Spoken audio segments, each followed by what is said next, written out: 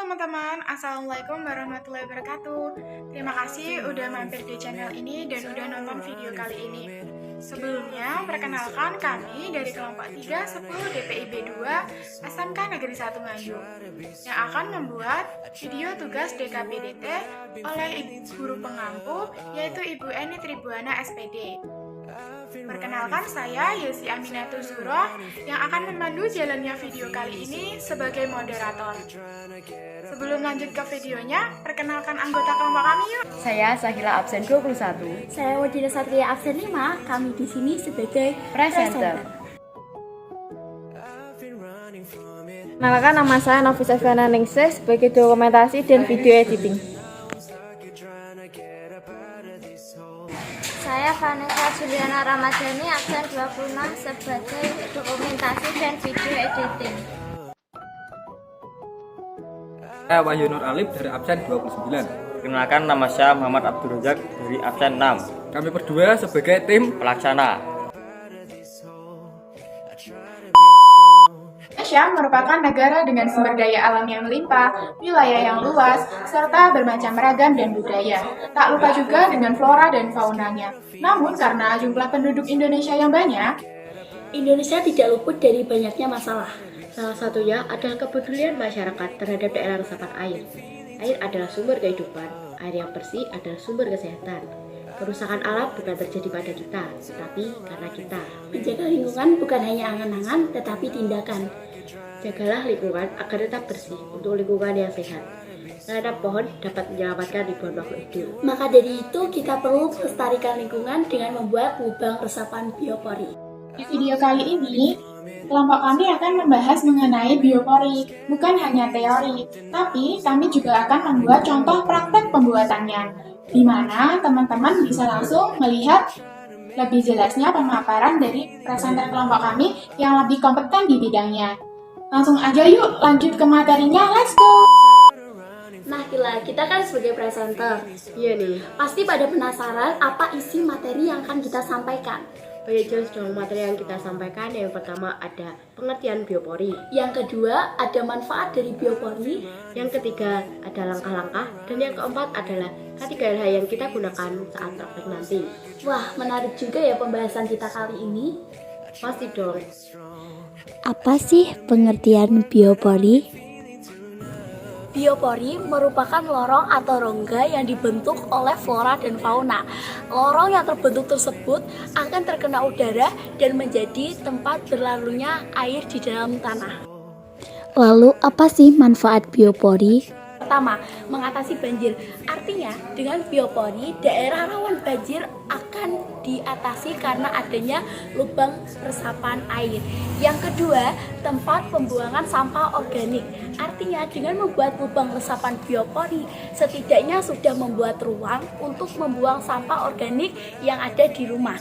Yang ketiga, penyuburan tanah. Artinya, sampah organik yang disimpan di lubang akan menjadi pupuk kompos. Pupuk kompos tersebut bisa dimanfaatkan untuk menyuburkan tanah untuk tanaman di rumah. Yang keempat, menambah daya serap air di rumah. Artinya, semakin banyak lubang biopori, semakin meningkat juga lubang resapan air, sehingga dapat mencegah banjir. Yang kelima, tanah yang semakin sehat karena aktivitas biota tanah. Artinya, ketika selalu mengganti sampah organik setiap 3 bulan sekali, rongga ini akan selalu terawat keadaannya. Dengan mengurangi penggunaan pupuk anorganik, tanah akan semakin sehat dan bunga serta buah yang dihasilkan lebih berkualitas. Yang keenam atau yang terakhir, meningkatkan kawasan hijau. Manfaat biopori yang bisa membuat tanah menjadi subur tentunya akan membuat tanaman di sekeliling kita menjadi tumbuh lebih cepat. Jadi kawasan hijau akan bertambah luas. K3LH yang digunakan dalam pembuatan biopori. K3LH adalah suatu program kesehatan, keselamatan kerja, dan lingkungan hidup yang memiliki banyak pekerja atau karyawan dengan tujuan utama agar para pekerja dapat bekerja dengan aman dan selamat. Yang kita butuhkan adalah masker, baju praktik, sepatu, P3K, dan sarung tangan. Lanjut ke langkah-langkah, saya akan menyebutkan alat yang digunakan dalam proses pembuatan biopori kali ini. Pipa, obeng, lilin, sampah organik, cangkul, linggis, sekop atau cetok, gergaji, dan air. Sebelum lanjut ke videonya, salah satu teman satu kelompok kami akan meminta izin kepada pemilik tanah. Assalamualaikum Bu, selamat siang. Waalaikumsalam, selamat siang. Saya dari kelas 10 DPB 2 SMK Negeri 1 Nganjuk. Datang ke sini akan melaksanakan praktek pembuatan biopori. Karena ada ibu yang bertempatan di daerah Cangkringan terjadi banjir tahun lalu, apakah boleh kami menggunakan lahan ibu untuk membuat lubang resapan biopori agar mencegah banjir? Sangat-sangat memperbolehkan dan terima kasih karena kalian mau berpartisipasi mencegah banjir di daerah. Bagaimana langkah-langkah pembuatan biopori?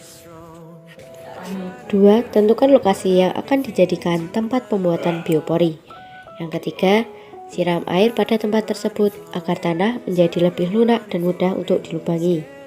Yang keempat, lubangi tanah dengan linggis, usahakan tegak lurus. Yang kelima, buat lubang dengan kedalaman kurang lebih 100 cm Ke dalam tanah. Yang keenam, potong pipa dengan ukuran sama seperti lubang tanah, yaitu kisaran 80-100 cm. Yang ketujuh, lubangi pipa dengan obeng yang dipanaskan dengan lilin. Tapi teman-teman, kalian bisa menggunakan bor listrik agar lebih praktis. Karena kita tidak ada bor listrik, maka kita menggunakan cara manual. Ini contoh pipa yang sudah dilubangi menggunakan obeng yang dipanaskan menggunakan lilin. Pipa yang sudah dilubangi tersebut kita masukkan ke dalam lubang yang telah kita buat sebelumnya. Setelah pipa dimasukkan ke dalam tanah, tutup sisa ruang yang ada di luar pipa. Setelah lubang jadi, kalian bisa langsung mengisinya dengan sampah organik. Di sini kita mencari sampah organik di pasar dekat rumah kita. Selanjutnya, potong sampah organik menjadi kecil-kecil supaya mudah teruraikan. Kemudian isi lubang dengan sampah organik seperti daun, rumput, kulit buah-buahan, sampah yang berasal dari tanaman lainnya. Selanjutnya dan yang terakhir, tutup lubang dengan tutup pipa yang sudah dilubangi. Lubang resapan biopori sudah Gimana siap. teman-teman? Sudah jelas kan pemaparan dari presenter kelompok kita? Kalau ada kurangnya, kalian bisa langsung tulis di kolom komentar ya. Sekian video praktek dari kami, semoga bermanfaat bagi kita semua. Mohon maaf bila ada salah kata maupun perbuatan. Terima kasih. Wassalamualaikum warahmatullahi wabarakatuh. Kelompok 310 DPB 2. Bisa.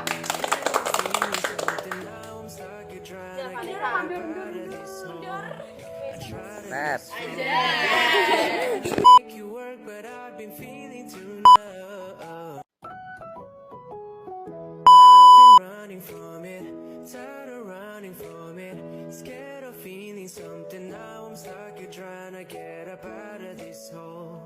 I try to be strong, I try to make you work, but I've been feeling too numb. I've been running from it, tired of running from it, scared of feeling something. Now I'm stuck here trying to get up out of this hole. I try to be strong, running from it, scared of feeling something. Now I'm stuck here trying to get up out of this hole. I try to be strong.